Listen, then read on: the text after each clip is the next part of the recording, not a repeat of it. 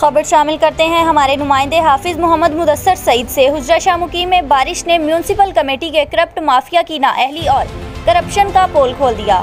Sewerage system नाकारा होने के बायस शहर के तमाम गली मोहल्लों में पानी भर गया, जिसके बायस इलाका मकीन शदीद अजियत में मुब्तला है, जबकि शहर की तमाम मेन सड़कों पर भी पानी के तालाब बने नजर आ रहे हैं और म्यूनसिपल कमेटी के चीफ ऑफिसर बादशाह राव उमर फारूक मीठी गोलियां खाकर ख्वाब गफलत के मजे ले रहा है। इलाका मुखियों का कहना है कि म्यूनसिपल कमेटी हुजरा को सरकार हर माह 58 लाख रुपए शहर के कामों के लिए जारी करती है, मगर बदकिस्मती से शहर की हालत बदल ना सकी। शहरियों ने आला हुकाम से नोटिस लेने और हुजरा शाह मुकीम म्यूनसिपल कमेटी को हर माह 58 लाख रुपए के फंड जारी होने और इसके इस्तेमाल की मुकम्मल तहकीकात का मुतालबा किया है।